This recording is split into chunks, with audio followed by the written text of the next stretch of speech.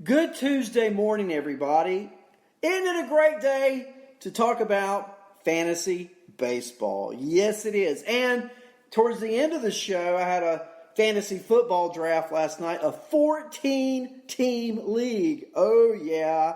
And so we'll talk about that just a little bit as we get towards the end of our show for tonight. Now, we know that Gavin Lux, one of my boys, he debuted last night. Yes, he did. He batted eighth. We'll talk about it in just a few minutes. But let's start with some early games. Talk about how it went yesterday. The Cubs, the Cubs needed a big win. We talked about it yesterday. They've fallen in the standings, second place in the division, dogfight for the wild card. They're home, they're playing the Mariners, and yesterday they win 5-1. Big win for the Cubs. Castellanos continues to kill the ball, while the Chicago Cub, he went 2 for 5 yesterday. How about Kyle Schwarber? He tripled. You see him running around the bases? What a story. Kyle Hendricks pitched 6 innings, gave up 1 run, 7 strikeouts. The Cubs looked on all cylinders yesterday against Seattle, only giving up 4 hits. Now, Justice Sheffield deserved a better fate. He pitched 5 innings, shutout baseball, striking out 7. But Whistler comes in the 6th. No hits, walks 2, strikes out 3, gives up 2 earned runs. I mean, the walls came tumbling down. And so the Cubs, they win 5-1. Big win. Cardinals, they win too, so the Cubs had to win. Cardinals win 3-1 yesterday over the Giants. Wong, talking about triples, RBI triple for Colton Wong, banging that 2-hole in the order for the Cardinals. Not a lot of hits, but they made them count. Only 6 hits, scored 3 runs. No one had more than 1. Fowler, Wong, Goldie, DeYoung, Molina, Edman. Wainwright pitched to Jim. He's the girl with the curl. He's either really good or really not so good. But yesterday, he was really good. 7 innings, 4 hits, no earned runs. Only 1 strikeout, though, and the bullpen held serve. Gallegos pitched the 3rd of the inning in the 7th. He did give up a run, but Miller came on, got his 23rd hold, and Carlos Martinez, C-Mart, pitches a 4-out 8th and 9th to get his 17th save of the year. Allowed no hits, no walks, struck out 2. The Cardinals, they maintained their lead in the National League at 77-60. They are now 3 games still up on the Cubs, who sit at 74-63. I want to highlight, before we talk about the standings, the games involving, the teams involved in the playoffs, wild card. The Phillies, one of those. They're playing in Cincinnati at Great American yesterday. They win 7-1 over the Reds. The Reds get 7 hits, only 1 run out of that. Aquino, can you stop this guy at his 15th homer in the 2nd inning off Drew Smyly? But Smyly was on his game yesterday. 5 1/3 innings, struck out 8, only gave up that 1 run to Aquino. The bullpen, Hughes, Suarez, Vincent, from the 6th inning on, only gave up 3 hits, no walks, no runs to the Reds. Meanwhile, the Philly offense, you checking them out? Okay. How about Rhys Hoskins? Hitting the ball pretty well. 2 home runs yesterday. I'd say that's pretty well. He's got 27 now in the year.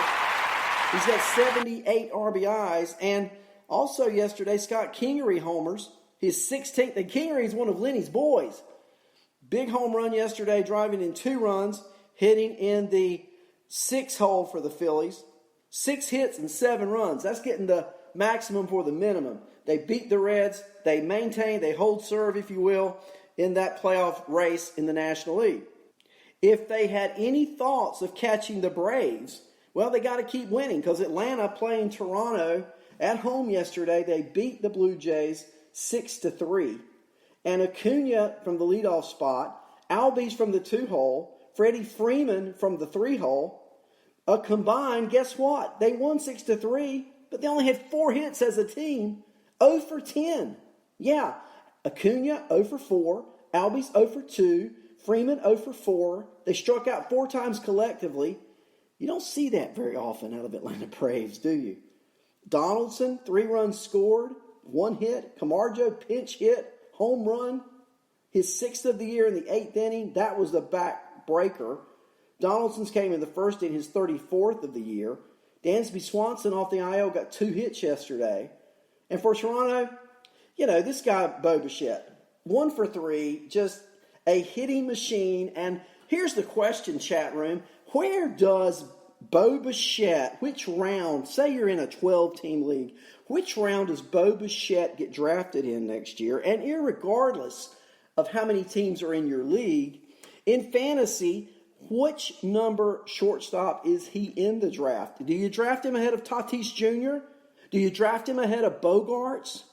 Or does he fall after those guys? Is there someone else, maybe a kid in Chicago playing on the south side? Does he get picked before Bichette? Is he a top 5 shortstop? I think you can safely say that, right? Where he goes, let's talk about it. But he could be argued to go number 1. Now, I think it's going to be hard to pick him next year over Xander Bogaerts. I think it's going to be hard to pick him next year over Fernando Tatis. I really do. But it could happen. He's a hitting machine, that's for sure. They're going to lose a lot of games in Toronto, but not because Bichette's not hitting, that's for sure. The Twins, they continue to roll. They beat the Tigers 4-3. I was telling you yesterday, I'd never seen a team play under 300 baseball this late in the year in my lifetime that I can recall. I'm not saying it hadn't happened. But coming into the game yesterday, the Tigers were at 299. 299 winning percentage. They lose yesterday to the Twins. Now they're at 296, at 40-95. I don't think Detroit wins 50 games. I really don't. And they certainly won't at the pace they've been playing baseball this year. Can't wait for those young pitchers off the farm to get into Motown playing for the Tigers. Kepler got a 2-run single yesterday for the Twins. Polanco went 3 for 5. Nelly Cruz went 2 for 5. Arias went 3 for 4. They had 14 hits as a team. Odorizzi pitched 5, struck out 7. The bullpen, strong. Littell got the win, pitching a good 7th inning. Romo got the hold by pitching a perfect 8th. And Rogers gets his 22nd save by striking out 1 and a perfect inning in the 9th. And the Twins just continue to roll in the Central. Baltimore playing Tampa. I said yesterday on my abbreviated show that this was like games off for Tampa. Well, it was a little more closer than you might have thought. Tampa wins in extras. They win in 10 yesterday against Baltimore 5-4. Only get 6 hits. Joey Wendell, Meadows, and Pham, 1, 2, and 3 in the order, get 1, 2, and 3 hits each. Wendell leading off gets 1. Meadows batting second gets 2. Pham batting third hits 3. That's it. No more hits.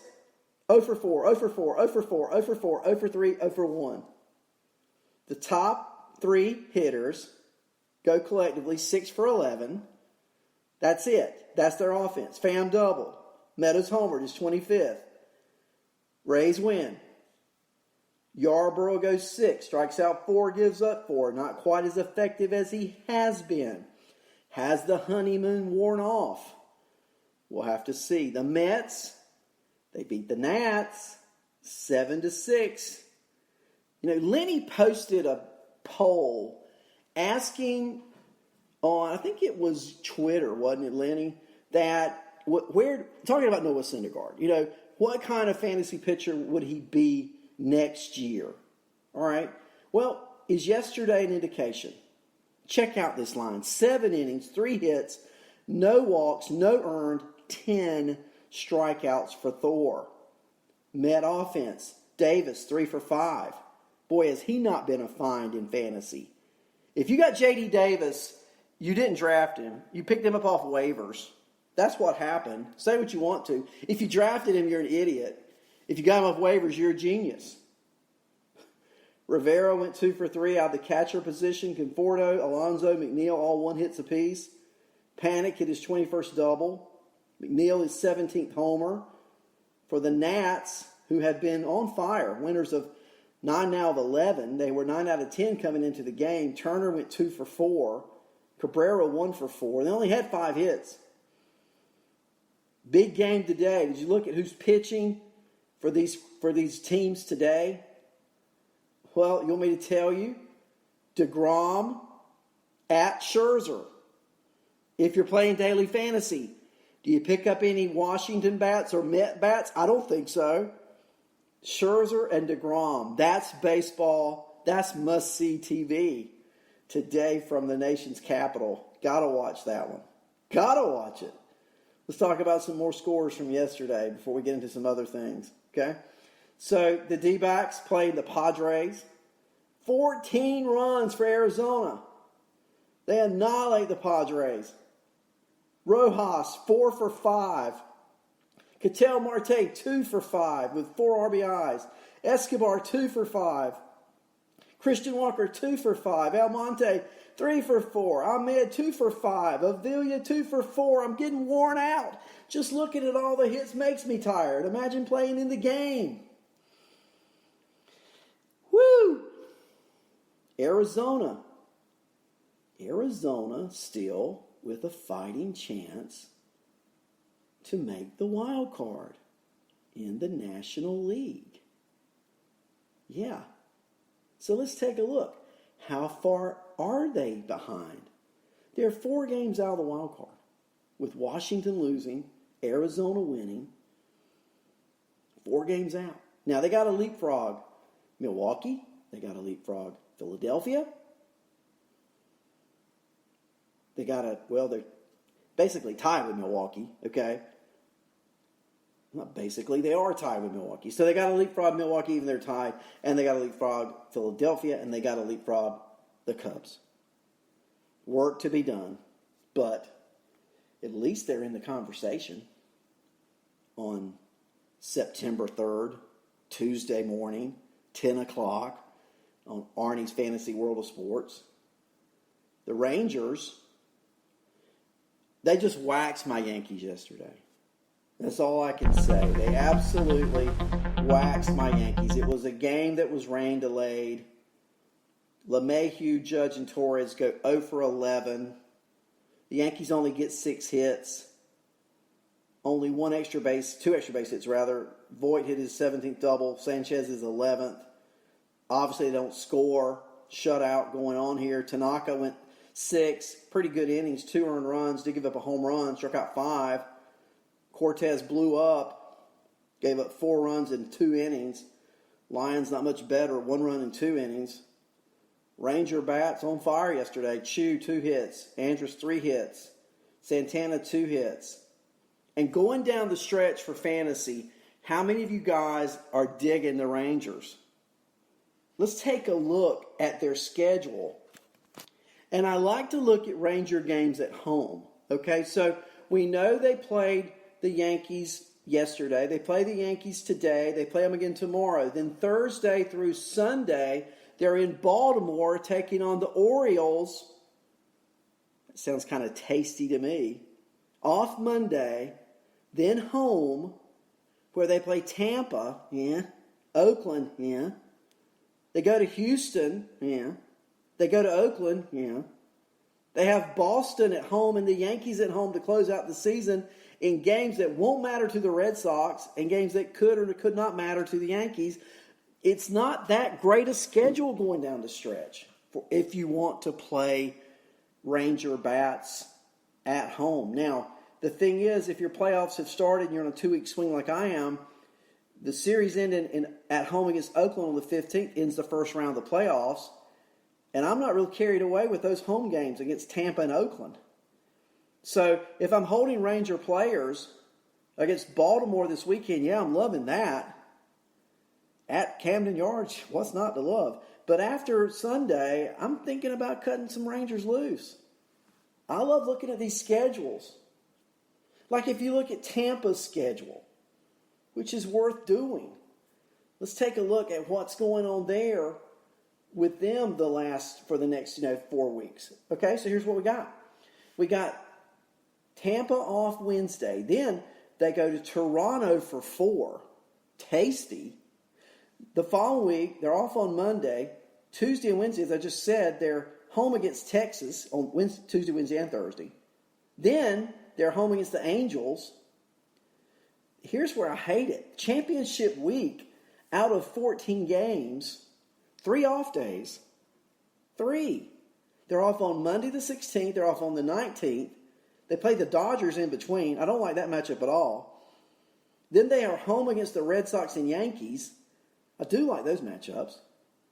And then they finish the season at Skydome, Rogers Center, against the Blue Jays. I kind of like that schedule. That's what we got to start looking at for fantasy playoffs. Who has a good schedule? So let's take a look at some of the poorest teams. Who are they playing? Here you go. Detroit. We know they're playing Kansas City until Thursday. So if you're a Jorge Soler truther, play him. Great time. Then they're playing the A's for 4 in Detroit. Friday a doubleheader. Saturday and Sunday. Loving that. Here's some games though. Detroit and the White Sox. Championship week, they play 7 games against each other. White Sox bats. And for that matter, Detroit bats. Championship weekend, last weekend of the year, 3 games. Friday, Saturday, Sunday, Detroit hosting the White Sox. Find you some White Sox bats. And love life to the fullest. That's what you do at playoff time. You look at schedules. How many of you have done that? Take a look at some National League teams. For example, look at Atlanta. Their schedule. They play Washington 4 games starting Thursday. I don't want any of that. But they're not off. They play from Thursday through the following Sunday. A streak of what? 11 games straight? They're at Philadelphia for 4 next week, and then back home against Washington. They have, again, 2 off days championship week. You can mix and match. Cut and add if you play in daily season-long leagues where you can mix and match lineups. Look at, let's say, the Cubs. Not only are they fighting for their playoff life, well, they're on the road at Milwaukee for 4, Thursday through Sunday. They don't have an off day after Wednesday of this week until the 23rd. 1, 2, 3. 18 straight games.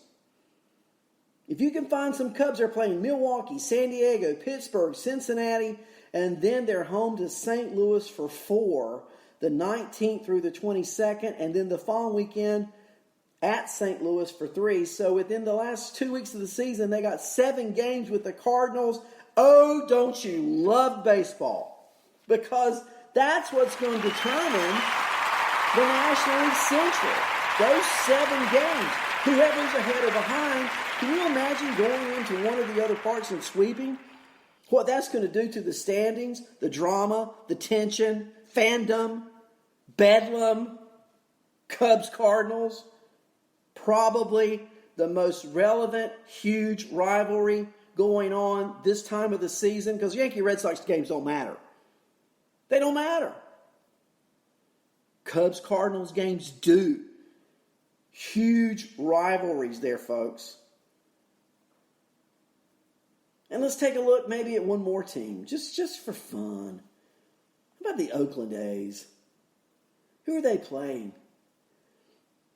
Well, they're playing the Angels through Thursday. They don't have an off-day period till the 19th. And Jesus Luzardo is coming this week, guys. Pick him up. Let him pitch. He struck out 10 in his last rehab start at AAA. But here's who they're playing. Now, they do have 4 with Houston. Okay, I'm not crazy about those. But other than that, listen to the schedule. At Detroit for 4. Houston for 4. At Texas for 3. Kansas City for 3.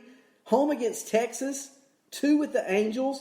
And close out the season with 4 at Seattle. I'm digging me some Oakland A's schedule. And if you're picking up players for this 2-week period, they're not off. They play every day from now till the 19th of September. Go get you some Oakland A's.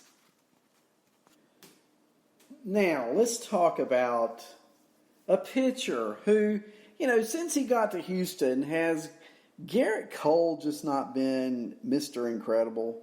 6 innings last night, 14 strikeouts. That's right, 14 strikeouts. 3 hits allowed, only walked 2. Jordan Alvarez, Rookie of the Year, American League. Write it down. In fact, why don't you etch it in stone? 22nd home run last night. Springer hit his 30th. The Astros win 3-2 in extras over the Brewers. It's a crusher for Milwaukee. I mean, every game is your life on the line. Guerra gets the loss, giving up the run in the 10th. Grandal did hit his 22nd. Yelich hit his 43rd and his 93rd RBI. But Milwaukee as a team only garnered 6 hits last night. Now, Yelich, sure, he's Superman. His kryptonite, his own team. They're just not hitting now as a team. Braun went 0 for 4. Moustakas off the injury, 0 for 4. I just don't see Milwaukee challenging. Hauser pitched okay. He did not get out of the 5th inning. He struck out 6. They play Houston again today. I just see Milwaukee falling out and coming down to the Cardinals and the Cubs. The Cardinals certainly have the upper hand right now.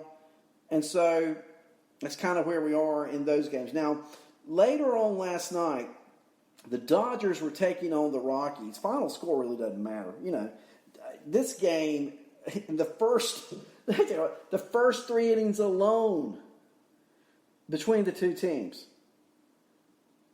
13 runs scored. The Dodgers led 9-4 after the 3rd. And I've been talking all week about a certain player for Los Angeles. And I was talking about Gavin Lux, who in his first 3 at-bats last night got 2 hits. Now, better than that, in his first 3 at-bats last night for the Dodgers, Peterson got 3 hits, 5 RBIs, a double, 2 home runs. He now has 30 home runs on the year, does Jock Peterson. And remember, he doesn't play against lefties. So he plays, 2/3 of the time, and he's got 30 homers, leading off for the Dodgers. That Dodger team, now with Gavin Lux in the mix. Now, Buehler, not such a good outing. 6 earned runs, 5 strikeouts. I mean, gave up 2 home runs. However, Gavin Lux showed last night what he can do for the Dodgers. He can ignite this team. He can keep, Muncy, great player. Lux is a different kind of player. He's a better fielder. He's a better athlete. He runs like crazy. And he's going to hit with power. I think come playoff time, Lux is your starting second baseman for the Dodgers. Yeah, write it down. That's what I think. We'll see. Yeah, and I know there are naysayers out there in the chat room down there. I think it'll happen. I'll tell you another player I liked last night. The Indians, Jake Bauer. Keep your eye on Bowers. He plays against right-handers. He's a lefty. He homered last night. He was his 12th homer of the year. You know, since they lost their third baseman, Ramirez, it's been downhill for Cleveland.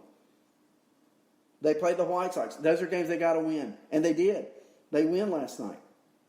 As we look at the wild card this morning, Cleveland still hangs on to that wild card lead over Oakland. Now, they've got to find a bat in that lineup. And I think that's the bat. If Bowers can hit against right-handers, he's a lefty, fill in that gap Ramirez left, I think he's worth a speculative ad in fantasy baseball for the playoffs. And we talked about standings earlier, didn't we? Well, Arnie, who's Cleveland playing the next month? Since you've talked about everyone else, why not talk about Cleveland a little bit? Well, let's do that right now. The Indians. After they finish with the White Sox on Thursday, they play on through Thursday, then it's the Twins over the weekend in Minnesota. Then they play on Monday. They got the Angels. They head west. They play the Anaheim Angels Monday, Tuesday, Wednesday of next week. Off next Thursday. Then home against the Twins. home against the Tigers, home against the Phillies, home against the White Sox. And whoever created the schedule decided that they would play in Washington the last weekend of the year. Cleveland. Now, significant if the Tribe is still battling for this wild card spot. But what I'm talking about first, Bowers, look at these teams. I like it. I like him as an ad. I don't like Cleveland making the playoffs because they finished the season with the Nationals. Tampa plays a lot of Baltimore. Oakland, I went through their schedule. It's going to be interesting. If I were a betting man, and I'm not, I'm just a fantasy podcaster, I have to say today, let's see how I do, okay? Oakland and Tampa make it and Cleveland doesn't. That's probably not the popular choice, as Sam Kedison would say. That's not the popular choice, right? But that's my choice. Now, in that Dodger game last night, Peterson left the game after crashing into a wall while making a catch on a deep fly ball hit by Charlie Blackmon in the 5th inning. He walked off the field, trainer with him, but he walked off on his own. He was replaced in right field by Enrique Hernandez. I didn't see a report this morning, but I'm assuming cautionary. I think he'll be back. He did walk off on his own, but that's something to keep your eye on for your fantasy players. And in that Dodger game, of course, I've talked about Gavin Lux probably enough, but he did single in his very first at bat. I wonder what that baseball will be worth. You know? Talked about Aquino, he's fastest to hit 15 homers in Major League history.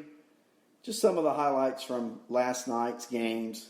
And now let's turn our attention to today's slate, shall we? There's an afternoon game, doubleheader today at Tropicana Field in St. Pete. The Orioles and the Rays. Left-hander block for Orioles, 12.81 ERA. Can you see those right-handed batters like Avisail Garcia, just saliva just pouring. Richards pitching for Tampa, game 2. TBD on Major League Baseball, but it's reported the Orioles will start another lefty in game 2. We'll see how that goes. At 6:40, the Phillies and Reds from Great American Ballpark in Cincinnati, Ohio.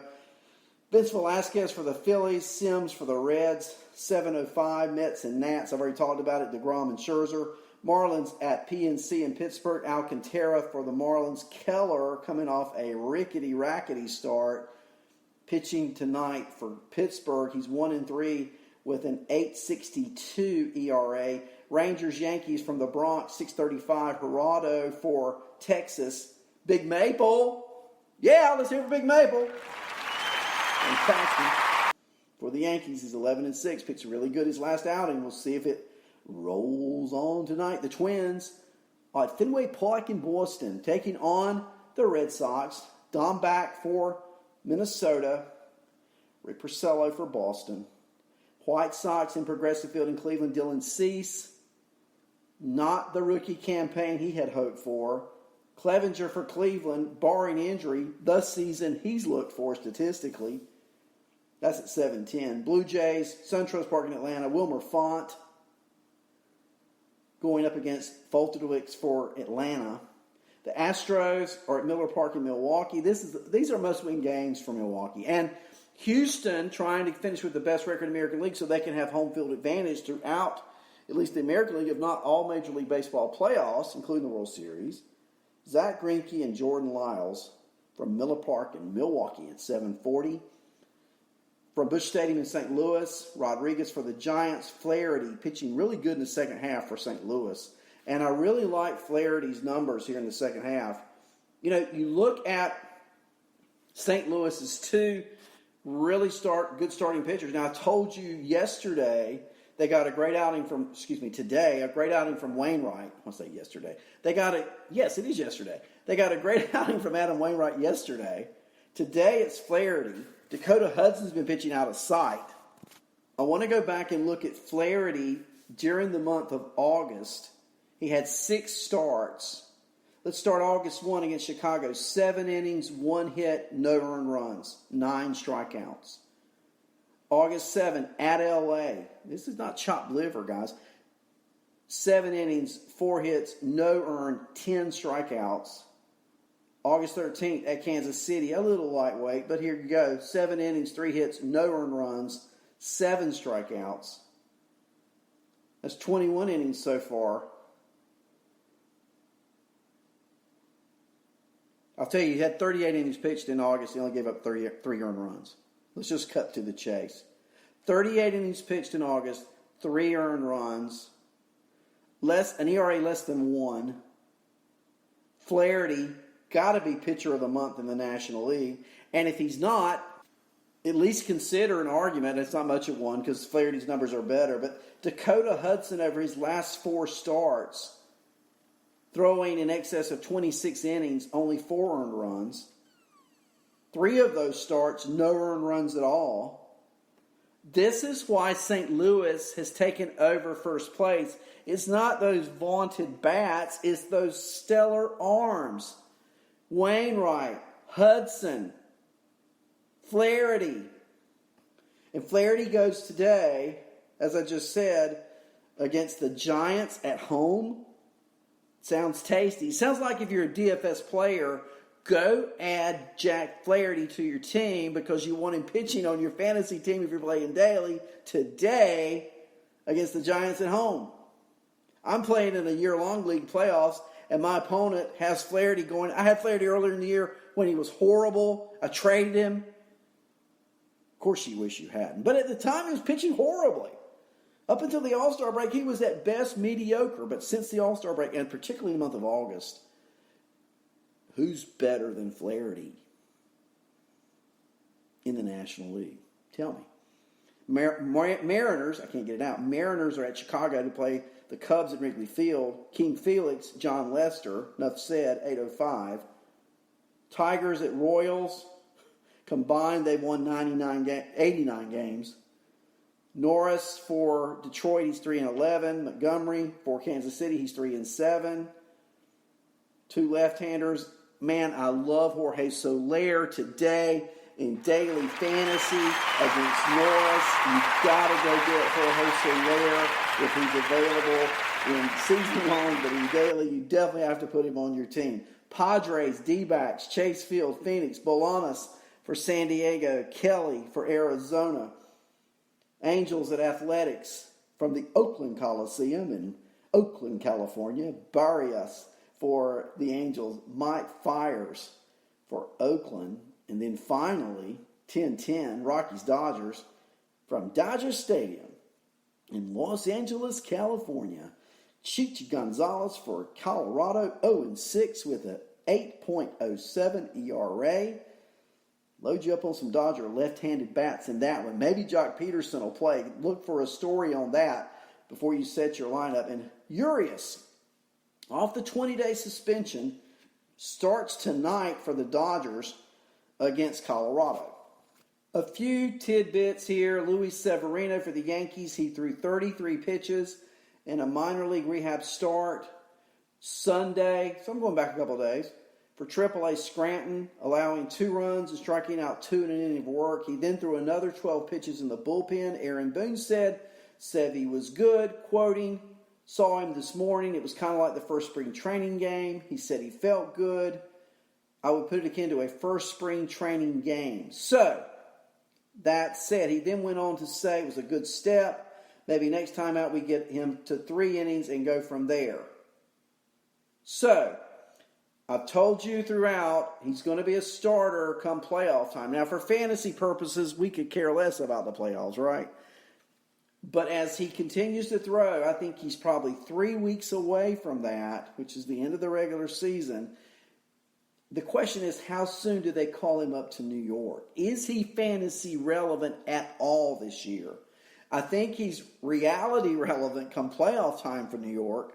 But is he fantasy relevant at all, considering Boone then said Severino's next rehab start will be Friday on normal rest? The team, Wilkesboro, they made the playoffs. They have games remaining. So we'll wait to see. Yankee other injury update. CC Sabathia had his right knee drained. He got an injection. No idea on a time frame. Could this be all for CC Sabathia? I mean, he's had a great career, but all year long it's been something else happening, right? So we'll have to see. You want a hot player? Phil Chaplin, here's one of your boys. How about San Diego Padres outfielder Josh Naylor? Chappie and I have talked about him a lot. I've talked about him here. Chappie's talked about him on Tuesday night. That's tonight. Of course, I think Chappie's got some football talk going our way tonight, you know.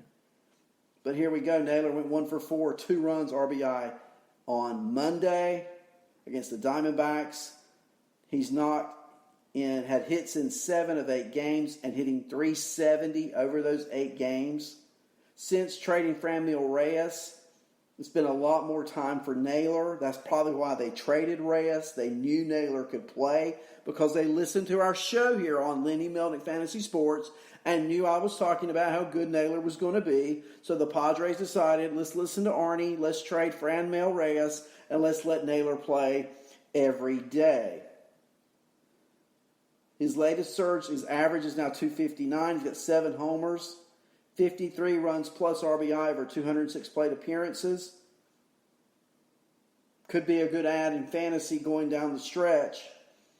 Looks like he's, like Stella, he's found his groove. There you go. Now somebody who's not hot, Shohei Ohtani.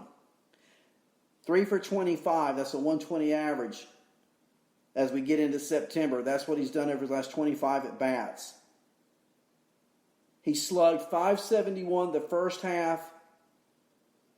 Over his last 155 at-bats, only 2 home runs, and his slug is .400. So his slugging percentage has gone down 171 points over his last 155 at-bats.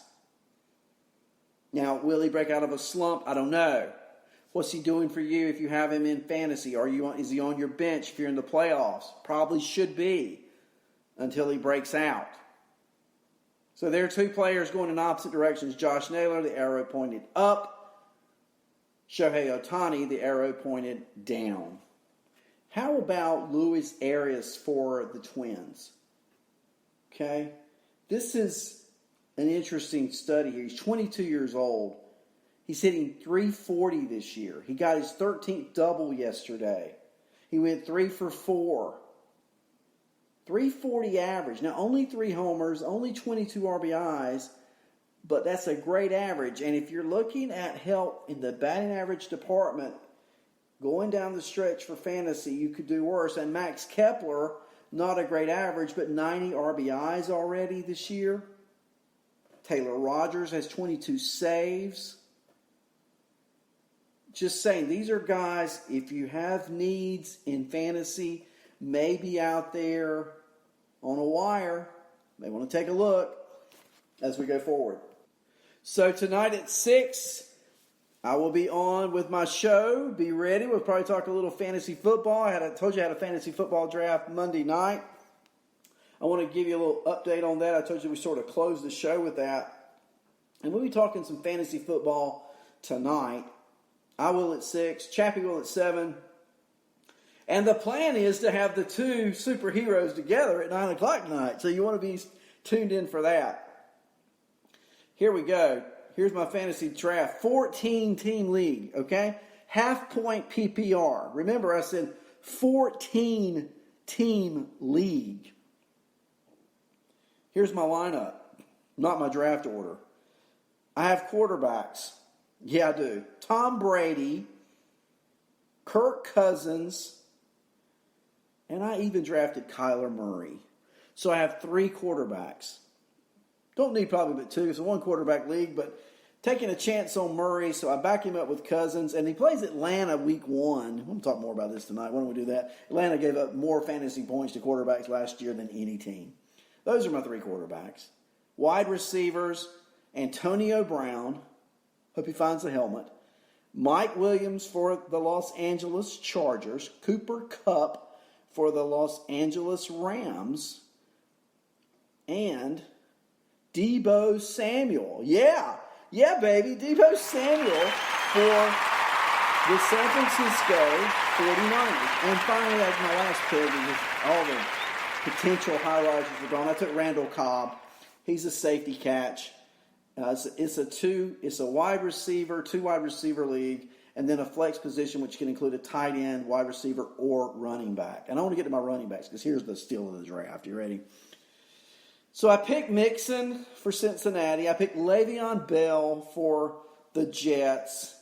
And they're sitting for me like in round 10, 9, LaShawn McCoy, the number 1 running back for the Kansas City Chiefs. And yeah, baby, I got him.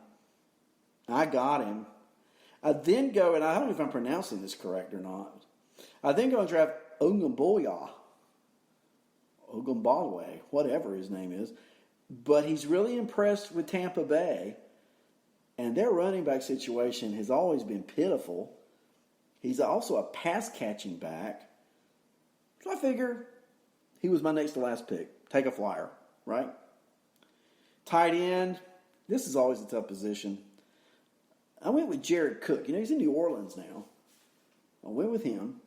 And as his backup, the oft-injured Jordan Reed. Now, here's my thinking. Cook has a bye week, like week 10 or 9 or something. By then, either Reed's playing or he's out for the year. I may have to add a free agent. So what? I can do that. We have a kicker, a defense, and a defensive player in this league. I picked Elliott, the kicker for Philadelphia. The Baltimore Raven defense, they play Miami week 1. I like that. And Luke Kuechly. Love Luke Kuechly if he can stay on the field. And when linebackers get hurt, I just drop them and pick up another one. But that's my team. 14-team league. I kind of like that team. Brady, Cousins, Murray, quarterbacks, Brown, Williams, Kupp, Samuel, wide receivers, Mixon, Bell, and McCoy. Are you kidding me? I got all 3 of them. I got 3 number 1s. Guys who catch the ball, guys who run the ball. And I think LaShawn McCoy, why he was cut, I don't know.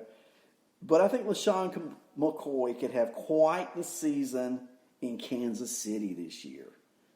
Look for McCoy to be a top 5 RB in the NFL. So there's a little fantasy football preview for tonight. Hey, I've enjoyed the show. I always love you guys being in the chat room. Thank you for being here this morning. Have a great Tuesday from Arnie's Fantasy World of Sports.